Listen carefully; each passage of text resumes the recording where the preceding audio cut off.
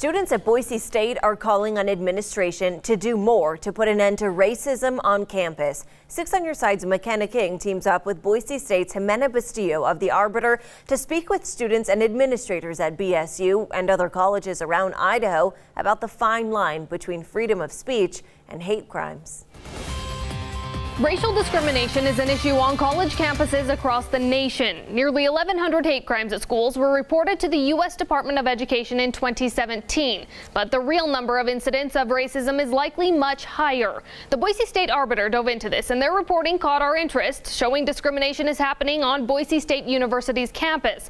Jimena Bustillo is the lead reporter on that story. From the N-word written on multiple dorm room doors across campus to swastikas and notes calling to the death to anyone who isn't white, some campus residents and staff are now questioning Boise State's commitment to diversity and inclusion. And now we have teamed up to collaborate on this story with The Arbiter and look at procedures from other schools across the state dealing with the ugliness of racism.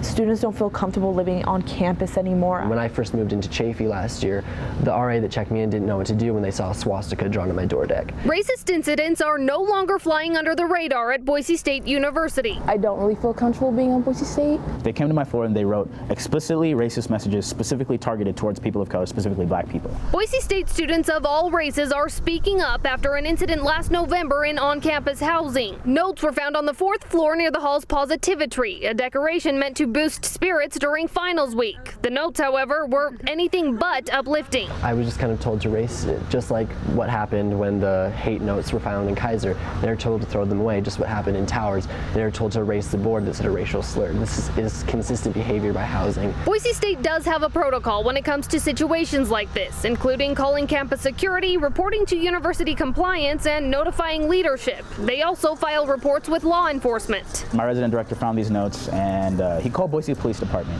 and Boise Police Department told them that it wasn't a hate crime because free speech. We verified that with Boise Police, and they say Boise State Security led this investigation, and BPD didn't classify this incident as a hate crime because the keywords needed to charge a person for a hate crime are specific intent, meaning specific intent to intimidate or harass based on a person's identity. So if police can't take action, how does Boise State assure students they're handling the situation? These issues are being addressed by emails. When these events do happen, it's not taken seriously.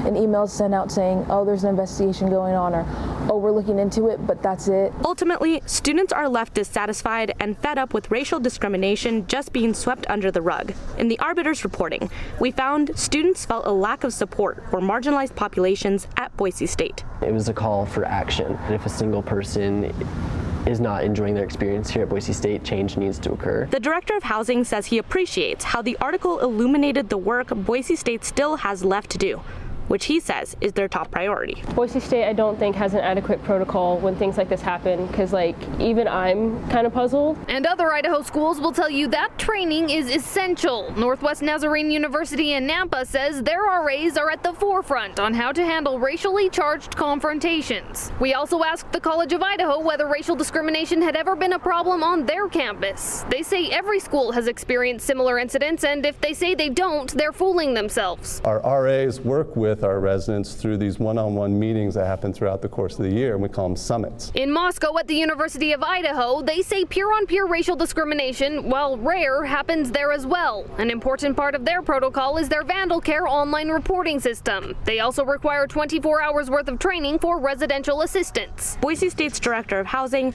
says the department is currently holding discussions with student and staff teams to identify ways to support students with marginalized identities and plans to implement training for housing staff. And Boise State says these are not their only action items, but that they're a start as they continue to develop a strategic plan to deliver a better residential experience. In studio, I'm Jimena Bustillo for The Arbiter. And I'm McKenna King for 6 on Your Side.